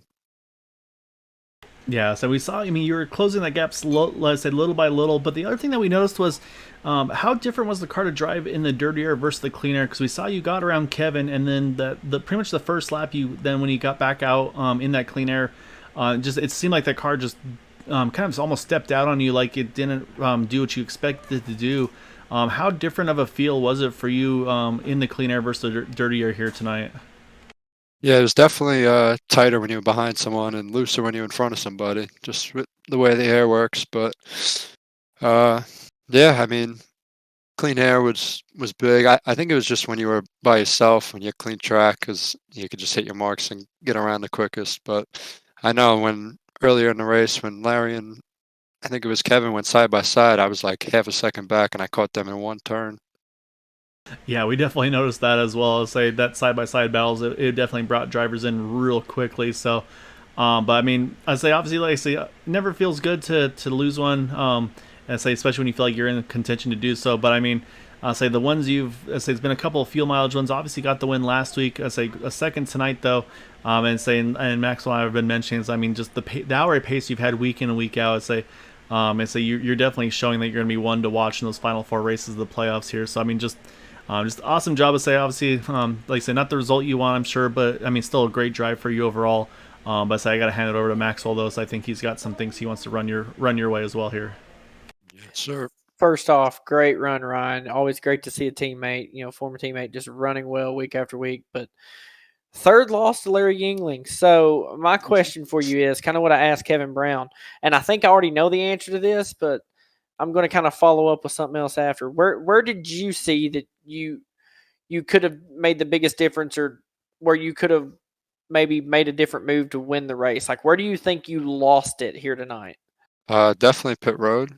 I just went back and watched it, and it actually looks like I was about 6 inches in my box. So I'm not sure what iRacing's thinking, but that's all right. I should have been more careful on pit road, and definitely could have made up time there. I think, yeah, just that little loss. When you're racing against one of the best drivers, that one little second could be the whole race. Absolutely, great minds think alike here. It's kind of what I saw, and it kind of gut punched me up front. I was really looking forward to seeing you and Larry duke it out there at the end, and I knew that kind of almost drove the nail in the coffin. But you had a chance to run down Larry. You had to get around Kevin Brown though, because of his early pit stop, kind of gave him enough momentum to be able to get back in front of you. How much did the 93 get in front of you really hinder your process of running down Larry Yingling? And do you think you could have done anything different with the 93 to have maybe gotten around him a lap or two quicker to give yourself that chance to run down Larry? Because for a little while there, you were running 2/10 a lap quicker than Larry until you got about 8/10 away, and then you guys just kind of leveled out at that point. So do you think you could have run down the 93 quicker and got around him and made that time up while the tires were fresher? Or do you think that you did everything you could and there wasn't much else you could have done with that 93 there when he was in front of you? Because we know following in his tire tracks as he was losing time lap after lap had to have hindered you a little there. Yeah, it probably did, and I don't think. I mean, Kevin's extremely quick, and we were only on, I think, 1 lap difference because as soon as he pit, me and Larry came down, so we weren't on that much different tires, and I was trying to get by him quick while saving, just so I could have something for Larry at the end, but it was just too little, too late. I think what we said before, the pit road just nailed the coffin in. Absolutely. Well, Ryan, still a great run in second place, solidifying pretty well, I think, your spot in the top 8 to go run for those playoffs later this season. The focus now is going to be how do you beat that 67 car as he gets 2 of them on fuel mileage and 1 on pit road. I think on track, I think you're absolutely on point, one of the fastest guys out there, but you'll get him, I believe. It's going to be a great run to the championship, seeing you two battle it out. And, right now we want to give you any last-minute thanks and shout-outs for this second-place finish tonight, man. Who you got to thank? Yeah, I got to thank my teammate that beats me every race this season, Larry. And Kevin, also, 3rd place. Good run for him. And you guys agree my checkered, all the admins, and looking forward to next week. So enjoy that one, Ryan. Looking forward to seeing you next week. So Nashville Super Speedway will be that one. So it'll be a new challenge for everybody, a different track for everybody. So enjoy this one. We'll definitely be catching you again here soon, hopefully next week. All right, thank you, gentlemen. All right, that leaves one driver left to talk to, and that is going to be our race winner in that number 67 of Larry Yingling. So let's go ahead and pull him on in here. And so, all right, Larry. So first off, unfortunately, you got that caution that came out a little early. That way, you couldn't do your one-stopper fuel mileage to go that 30 laps. So say you had to do it on speed tonight. Take us through it. Cause there's a few times where I felt like you weren't showing your full hands at times. To say we kind of saw you just kind of stalking Ryan before that last set of pit stops. What was your mindset going into those final laps before the pit stop, and then of course, what was the game plan there, managing the gap to try to hold on to that win at the end? Well, I knew Ryan and I were pretty equal on speed, and when we got by Kevin Brown, I believe it was the second run, I think he kind of got in the wall a little bit, so he lost a little bit of pace to us, and we were both pulling away from Kevin. Then we started equaling out with us. Then I just let Ryan go, because he was a little bit faster than me, so both of us, so he can pull me away from Kevin. And but it seemed like after a few laps of riding behind Ryan, I might have learned something, or maybe it was just a draft, but I just kept up with him. And our game plan was we had a buffer to Kevin, so we just waited for him to pit, and we both pit the lap after that. And luckily for me, Ryan kind of overshot his box a little bit, so that fully gave me the lead right there. And that whole last run, just hit your marks. And there's a few times where I hit that bump in one a little too hard and kind of pushed me up, but Ryan was hitting that too at times. Yeah, so I'll say it's good to know. So I was curious to know about like you said, the strategy, but with you guys, if you guys were going to be on the same page with everything, so say reacting to that short pit strategy by the 93 there. So I wouldn't even really say short pits, just maybe a lap or two before. It would have been splitting it in half. Was that the game plan from the get-go? Is okay, we're going to basically make sure we don't wait too long to react to that pit stop. It seems like with the Cup cars, we're used to that kind of running long. You could really get the benefit if you pit later and then use the fresh tires at the end. It seems like with these cars, pitting that little bit earlier might actually be a benefit as well. I say, is that something that you've had to adjust to throughout this obviously only 4 races a season, but something that you've had to learn and kind of adjust to your driving and strategies? Yeah, somewhat. I know tonight, when Kevin pitted, Ryan considered like staying out like another lap or two maybe, but I told him the tires would equal out so quickly, and you give Kevin a lead, and he's just gonna take the high side. That's when I try to pass him, I think twice tonight. I just get pinched down and just lose so much momentum on the straights. So we had to pit, because that guaranteed us to come out in front of Kevin anyway. And yeah, I think it's just really track by track basis on if short pitting's better than long pitting like Dover. It helps to maybe wait a while because tires just get chewed up so much by tracks like Atlanta and tonight, where it's the main grooves is one one lane. You can have a lap or two fresher than the guy in front of you, but you just get pinched down and you just lose so much momentum where it don't really help and just equal you out anyway. Yeah, I definitely saw, you said, a few good attempts trying to get around that 93 car. Like you said, we could definitely see you kind of got bottled up a little bit on the inside, where you lost the momentum at one point, falling back to third, I believe it was. But obviously, just a great job maximizing on the opportunities there and getting the win here this evening. So we're going to pass it over to Maxwell, though, so I know he's going to have some things that he wants to run through you as well here. Absolutely. So, Larry, first off, great win yet again.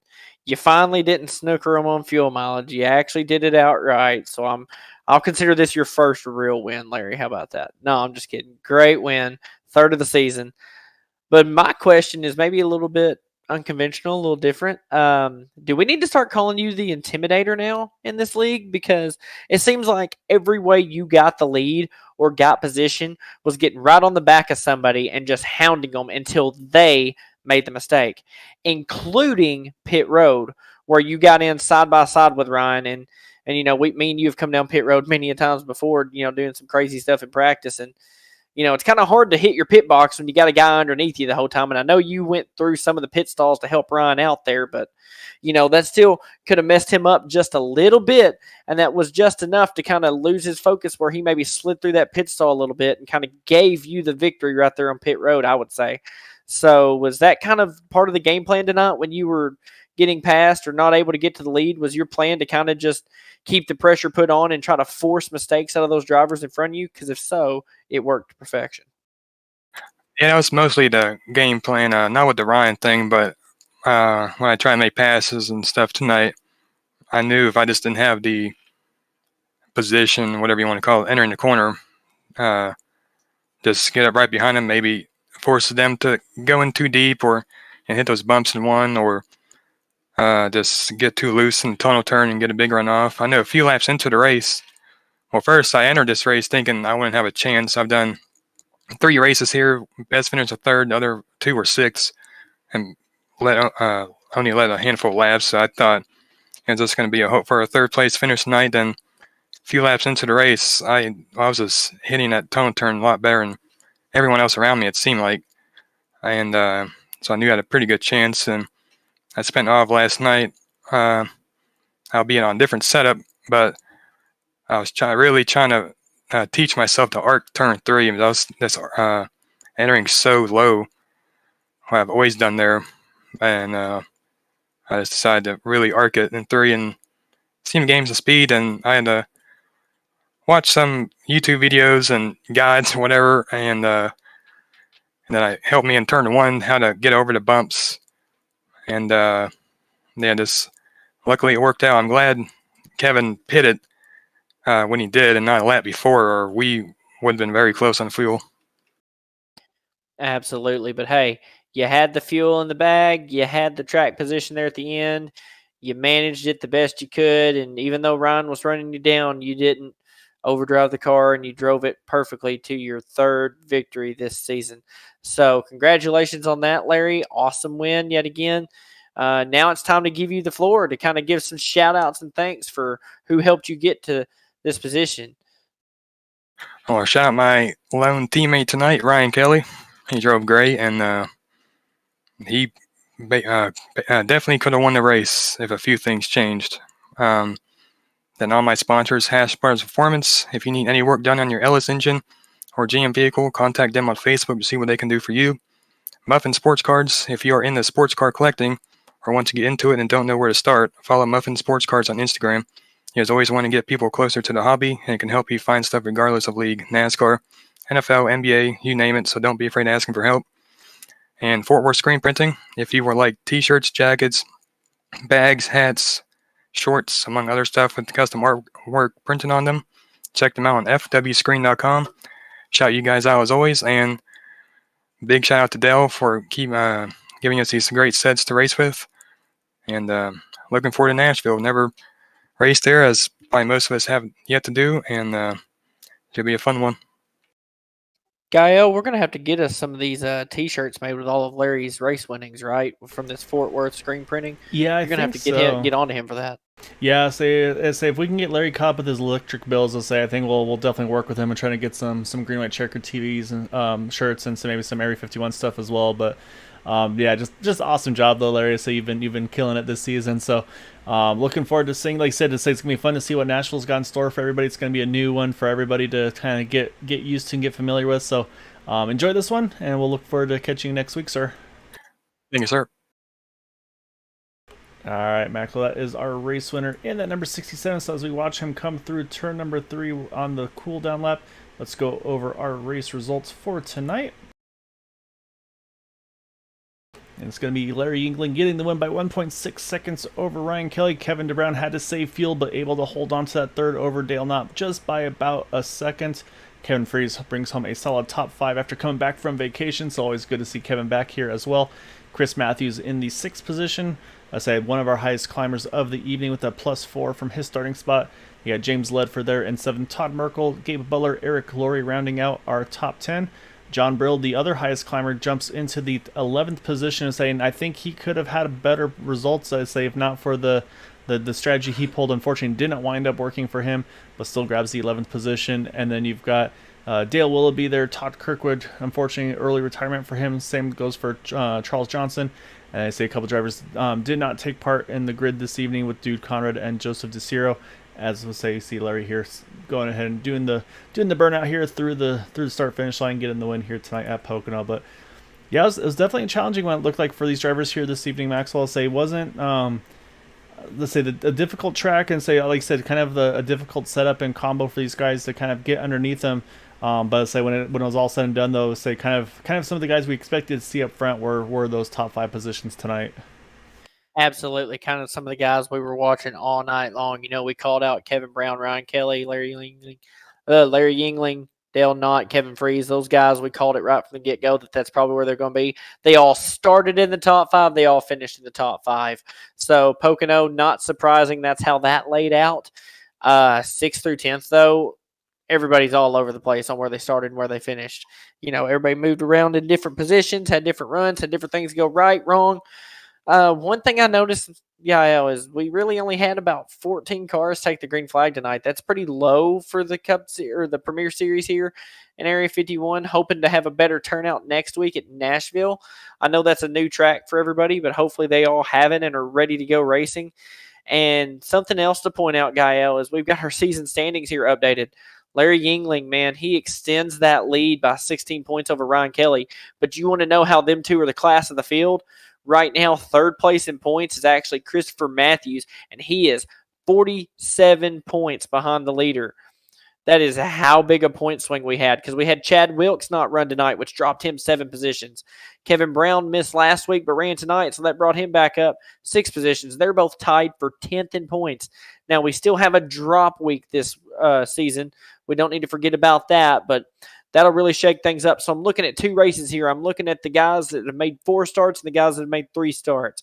Larry Yingling, Ryan Kelly, obviously leading the guys with 4 starts. But as we go to average out these races, let's not forget about Kevin Brown and Chad Wilkes down there here with 3 starts, and both have 2 top 5 finishes. So it's not going to shock me to see that they'll be up there at some point able to run for this top 8. But this top 8 is pretty well wide open right now. But look at some of the big gainers tonight, man. Dale Knott raced all 4 races. He's up 4 positions. He's now tied for 5th in those playoff standings. And we talked about it before, Gael. He needed a good run tonight to be able to make the playoffs. He was telling us before the race he needed a good run to make the playoffs. He needs to keep knocking out these top 5 finishes, and he should be able to solidify himself as one of those 8 guys at the end of the season running for the championship. So a lot of shaking and a lot of moving in the points tonight, as some guys made it, some guys wasn't able to make it. A lot of things to look at here as we go on into the second third of this season. 1/3 of the season down tonight. Yeah, so it's gonna be a lot of fun to see. Like I said, that second portion of the season here. So, yeah, just great job to everybody. Like I said, I think Pocono maybe scared a few people away. A few others maybe, I'd say maybe long weekends after the 4th of July as well. You never know.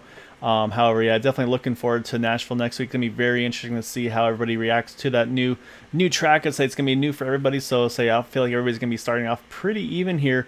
So it's gonna be a lot of fun to watch as well. So hope you all enjoyed the race as well. Appreciate everybody that was on YouTube chatting with us. It's always a pleasure. Always nice to get some insight as well from some of the fans and family of drivers as well.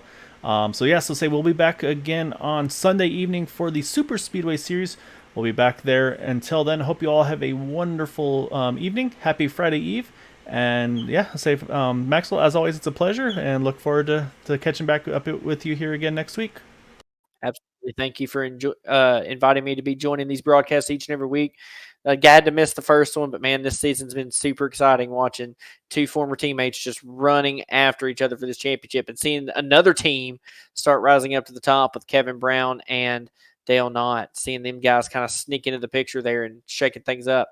Kevin Free shaking things up. What a season it's been, and what a season it's going to be, going to a new track next week, Gaio. And Nashville, I've ran it a little bit, ran one race with it, and let me tell you, it's very, very, very tight setup with what I've ran. So interested to see what the admins are going to do to loosen that up this week for the drivers. And it's a concrete surface on a big oval. We've only ran Dover as a concrete surface so far, so it's going to be interesting to see how tire wear, fuel, heat in the tires, heat in the track, rubbering in, rubbering out, how all that works. And man, next week's going to be exciting, Gael. I already can't wait. I'm super pumped and just glad to be a part of this, man. Thank you for letting me in on it, and let's head on to Nashville, man. Yeah, so let's load up and we'll get over to Nashville. And hopefully you'll all join us over there as well next week. So until then, enjoy it. Enjoy your evening. And I look forward to catching you guys on Sunday for the Super Speedway Series. So until then, have a good night and take care, everyone.